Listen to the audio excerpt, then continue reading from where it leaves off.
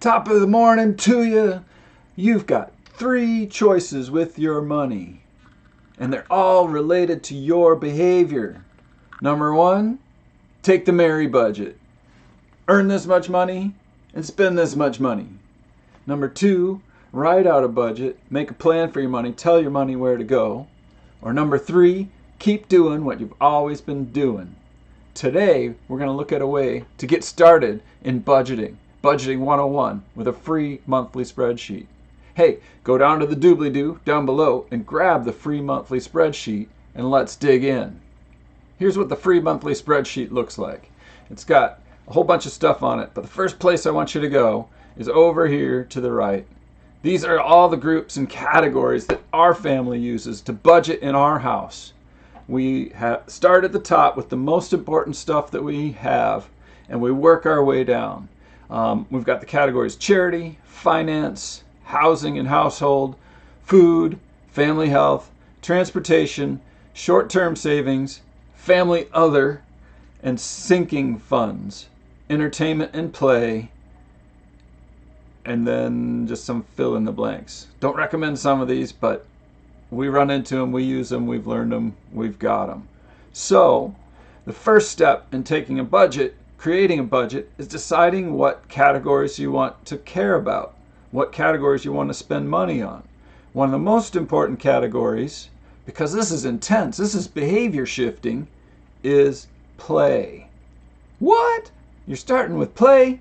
Yeah, I got a play account right here. Brian, play. Entertainment, play. Brian, play. A little bit of our money has to go to play because we're changing our behavior and we need some rewards to stick with the plan, to follow the plan. If we get it all filled up with no entertainment, no fun stuff, there's no point in doing it.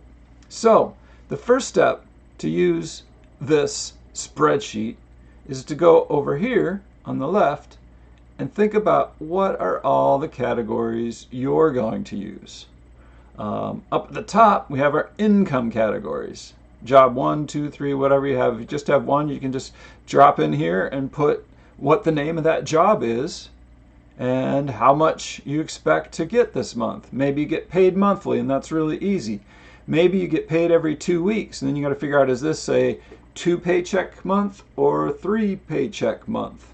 And then put an estimate, really close and tight estimate of your budget in there. If you have a variable income, there's ways to handle that. And we're not going to cover that in this video, but reach out and I can help you out with that too.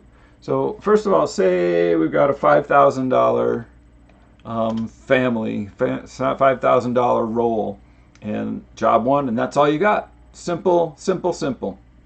Now down here, we've got some categories that kind of base off of the ones I shared from you. First is tithing.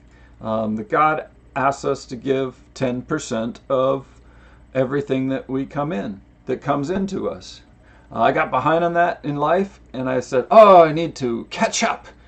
But when I went through my financial peace university and got through that, our instructor said, God gives you the money he gives you, and he asks for 10%. There's no catching up. There's no getting behind.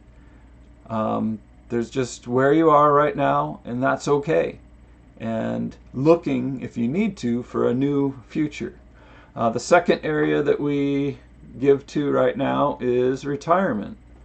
The next area is our kids' college savings. So it's digging into those group categories and putting down in here. On this simple spreadsheet, we just want kind of the main areas. Retirement, so tithing and retirement come first, and then rent, groceries, electric, garbage, etc. You may have something that comes right after tithing if you're in debt, and that might be clearing out your debt using the debt snowball. That's another video. I'll try and link it up. When am I going to figure this out? I think it's up here. Up here? Up there? I don't know. Look for it. Debt snowball is a great way to clear out and get out of that debt. So starting with our $5,000, and I just threw in some categories here, and this is one of the key things when budgeting. You're going to mess it up for a whole year and a half. but it's going to get better every time, and it's going to change the way you behave. It's going to change your life. It's going to give you freedom. It's going to give you peace. Budgeting is a pain if you can't do the Mary budget. What's the Mary budget? She makes this much money and she spends this much money. She has some ideas and she's saving all that big chunk of cash, and she just does it. It's behavior. It's not numbers. It's not math.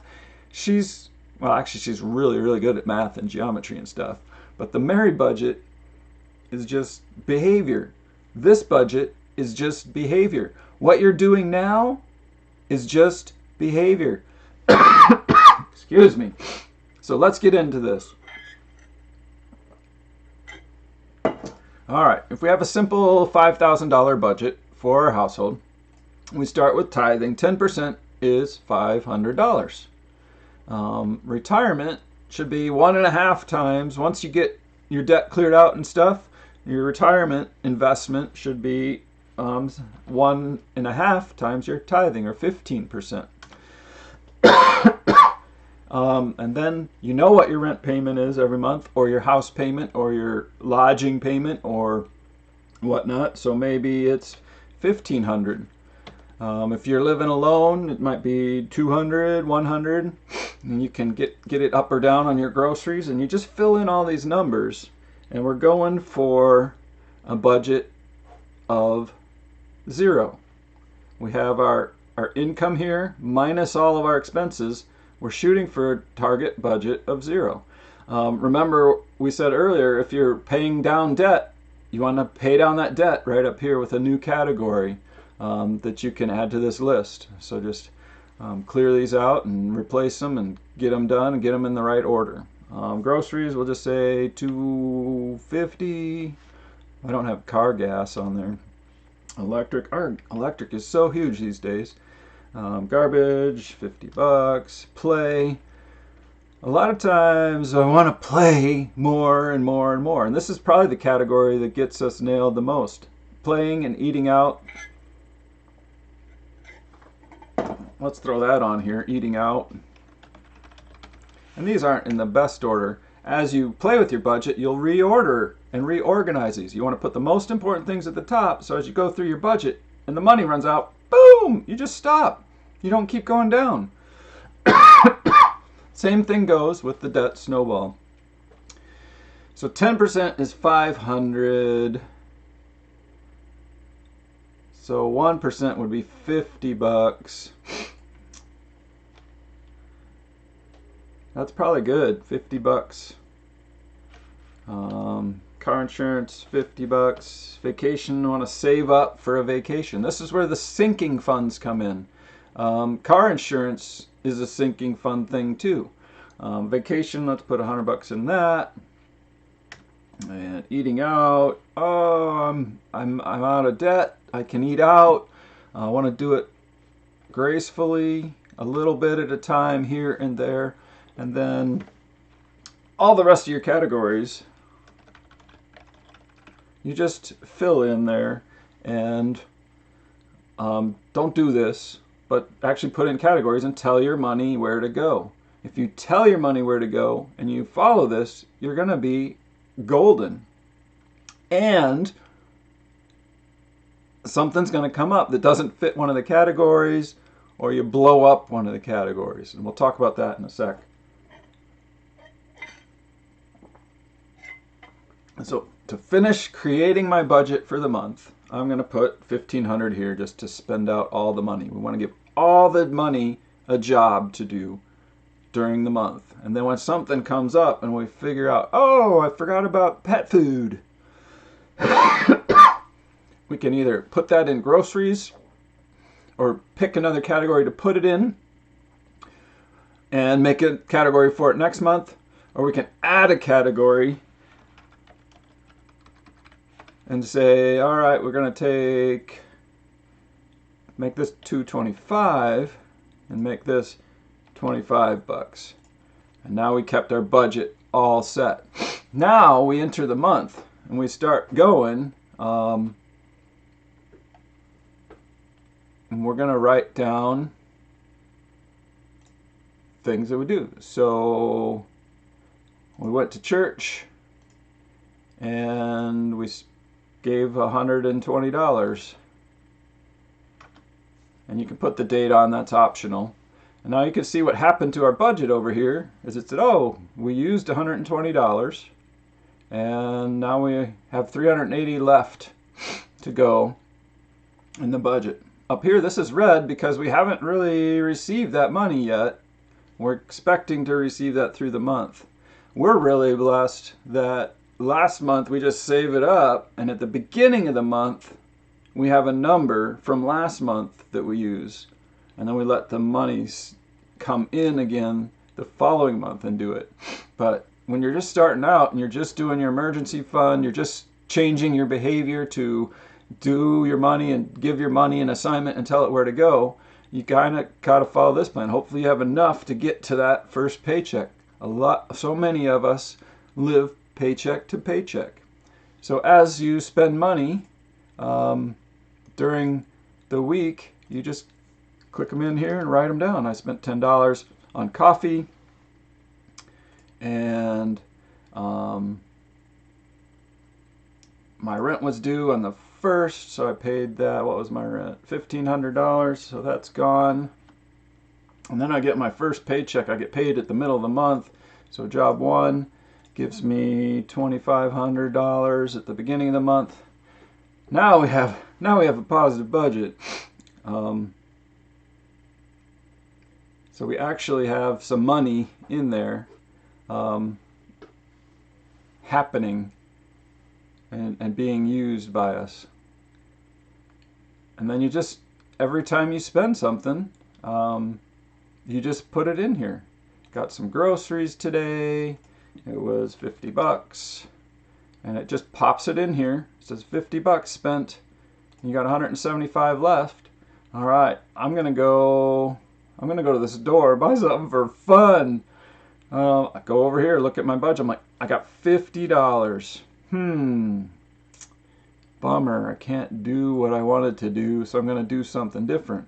One, I could save that money for next month, and then that's called a sinking fund, where you save up over time, and that works really good.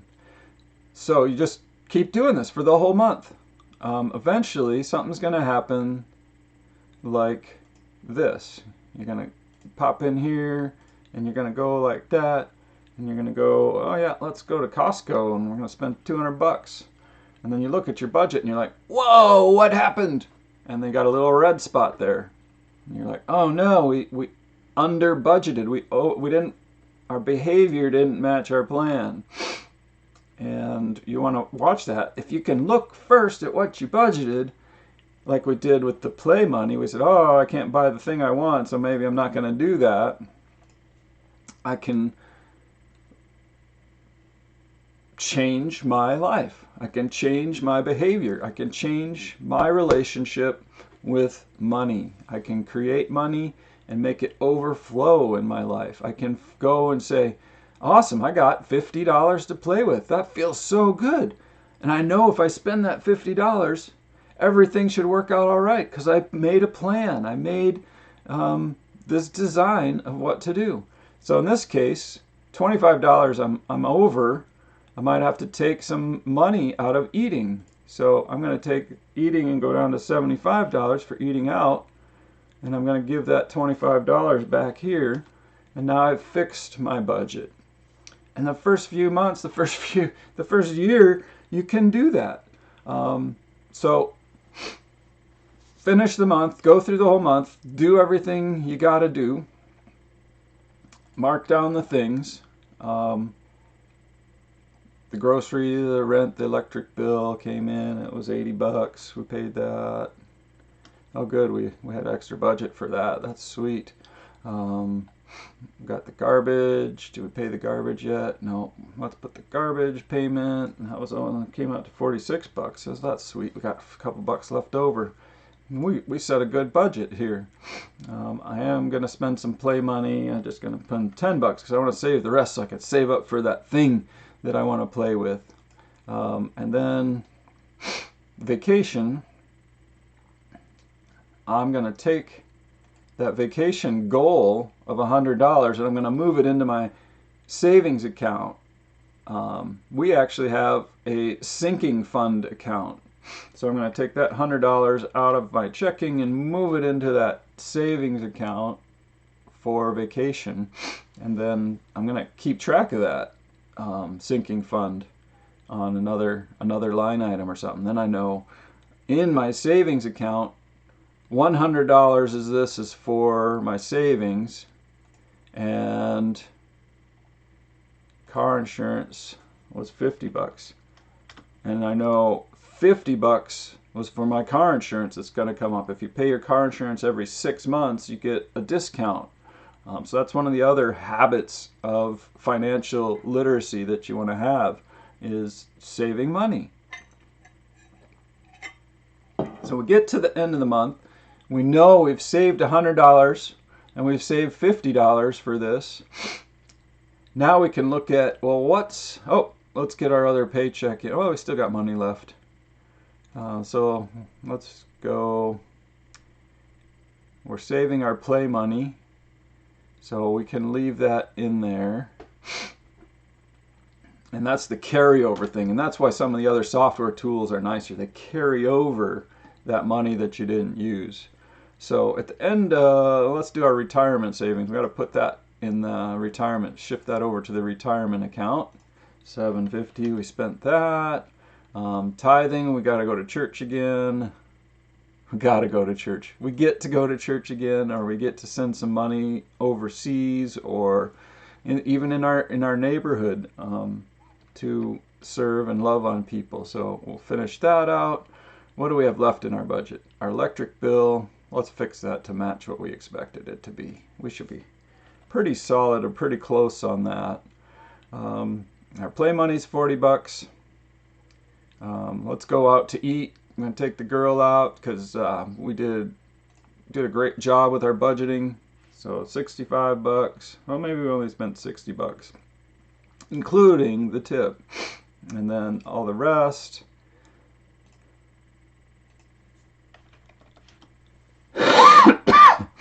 And we bought that pet food that we needed to buy. And that's the end of the month. Now we can look at our month. Oh, we're going to get paid again. Well, we're going to pretend that. Oh yeah, let's get paid again. Job one. And our second paycheck, it's $2,500. And maybe we got some birthday money. Yeah, that could come in there. All right, so there we can say that we got everything budgeted. At the end of the month, we just look over it. All these should be not red. All these should be not red. If any of them are red, you need to figure it out. You got to go, well, what happened? What did I do? Where did I screw up? And the first couple times you do this, it might be a screw up that's too big and it increases your debt. But it shouldn't take long for you to realize what behavior it takes to make the budget work. It's really, really simple. You can't spend what you don't have.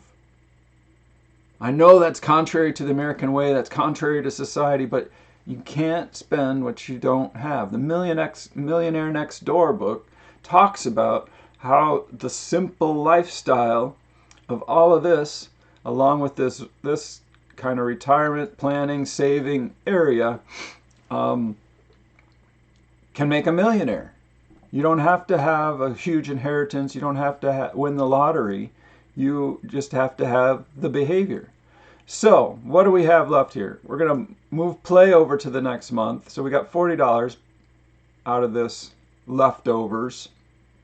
So this is just a total of all your income minus all of the things you spent money on. And there's $149 left there. So that can roll into the next month. And you can just copy this sheet or use a new sheet for the next month and maybe copy these blue areas. So when you're working with the spreadsheet, if you stay in the blue areas, it only goes down to 100, but you should be all set, able to pick your categories, and it'll show up on your budget. It'll show you how much you have left, and it's going to lead you to a tool that helps you see your behavior and helps you change your behavior. You're going to want to add a total for your sinking funds. So let's do that right now. And we'll just call this sinking funds. And then we'll change this to budget. And then, yeah, this is available to you to download. Check the links down in the doobly-doo. So for the sinking funds, we set aside $100 for vacation and $50 for car insurance. So here we can put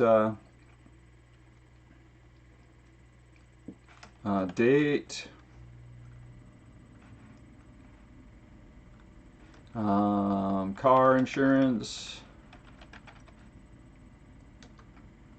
and man, I got brain damage. Car insurance and vacation.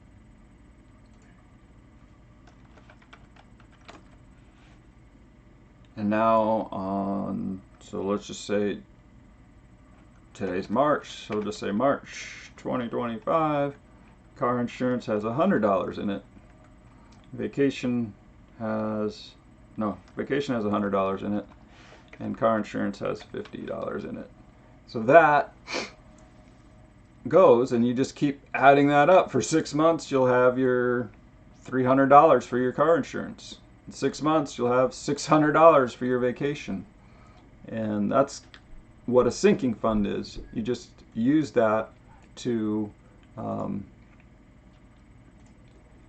save up that money for those surprises. Save up money. What other things go in sinking funds? You've got birthday presents, you've got Valentine's Day, you've got Christmas, especially if you have kids and family and you want to do that. Sinking funds for your car registration, sinking funds for, we pay our life insurance once a year to take that discount. So we put the right amount of money into that sinking fund every month, and we take it out of our budget. We budget for it, and we take it out of our budget and put it in a sinking fund to be saved for that time. So if you're going to start a new month, you can, and then this $149, we can throw somewhere special. We can throw that in retirement. We can say, oh, sweet, I'm going to put some of that extra that I saved by not doing these other things. I didn't spend all the other categories, and there was $100 there. We saved $5 on eating out. Play, I'm going to keep in my budget, so I got to take $40 out of that, and $4 we saved there. So we've got $109 of excess money at the end of the month. And if you have debt, you just use that excess money to pay down your debt. If you have sinking funds, you might say, oh, I'm going to put the $109 into my sinking fund for my vacation. So now I got $209. You've realized you got that $40. Now we're going to move into next month's budget. I wonder if, can I do that? Copy to new spreadsheet. Perfect. So you just copy your budget and you open that new spreadsheet, and now you're ready to budget your next month. You just get over here and you select all these squares that you filled in for this month and press delete. And do it on a new spreadsheet so you can start fresh. And then you also save all these numbers except what you learned. Did you learn anything? Great. And the first step is we're going to carry over that play money, right? So we had that play money, and we're going to bring in $40 to this month of play money. We still have our sinking funds going here, so those are going good. Now we got a new month. We might rename this for the new month, whatever it is. And then say, oh yeah, let's see, do we need to change any of the numbers in our budget? What did we learn? Is there a special expense that came up that only happens in this month each year? And we readjust, realign our budget, and get going. You can see we already have $40 of actual money coming in here. So the budget was 50 plus the 40 that we carried over from last month. We saved over from last month. And we've got this sinking fund. So when we're spending these sinking funds, we will put them in as an income. We take it out of savings and put it into checking, and we put it into our budget by using the in column.